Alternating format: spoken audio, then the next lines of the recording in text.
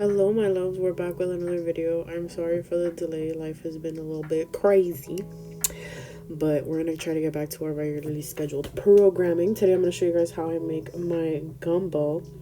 I'm starting off here with some Andouille Sausage. This is my favorite brand to use. The Hillshire one is pretty good too, but like this one is my favorite. You can see it there. It's the one with the little old man. So yeah, I cut up 5 of those sausages, and then I'm also gonna cut up 1 green bell pepper, as well as 1 onion. You can use whatever kind of onion you have.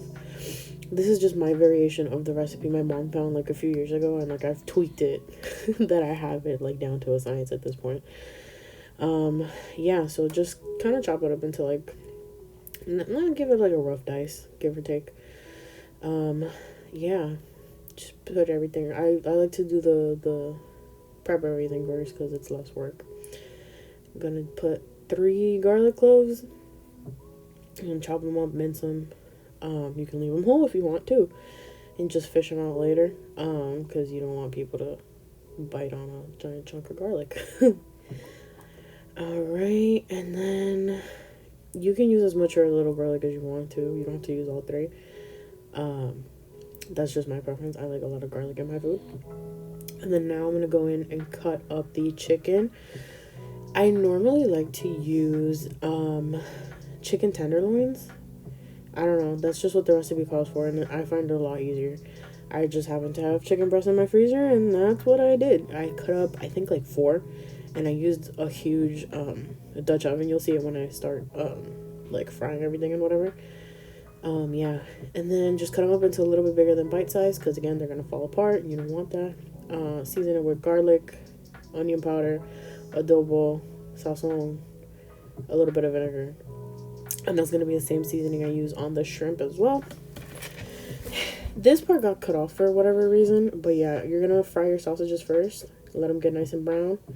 Then a little bit more oil, and you're gonna go in and you're gonna brown your chicken. You're gonna cook it till it's like almost all the way done, or at least until it has like a decent color. Because at least me personally, I like to let my gumbo sit. Like I make it in the morning. I'll make it at like 10, and we won't eat until like 5-6 o'clock. I literally just let it sit on the stove. Like I'll leave it on low for like a couple hours, and then I'll just shut it off. And again, the Dutch oven holds a lot of heat. But yeah, you're gonna brown it, let it cook, like literally just barely done. Because again, since it is chicken breast, especially like if you're using the tenderloins, they fall apart, I think, like a lot faster. You don't want to give it too much heat because you still want the chicken to hold its integrity. And then here you're gonna add your peppers and your garlic and your onions, bay leaves, tomato paste. I'm gonna put all the stuff I put in the bottom because this is going too fast, and if I actually try to like slow it down, it's gonna look really weird. But yeah, you're gonna add your chicken broth, and you're gonna add your chicken and your sausages. This is, once you add everything in the pot, you're gonna tweak it for however you see fit, like whatever you may think it's missing. And I let it kind of come to like a soft boil, if you will, like just kind of bubbles here and there, just because I want it to like kind of, I guess, what's the word?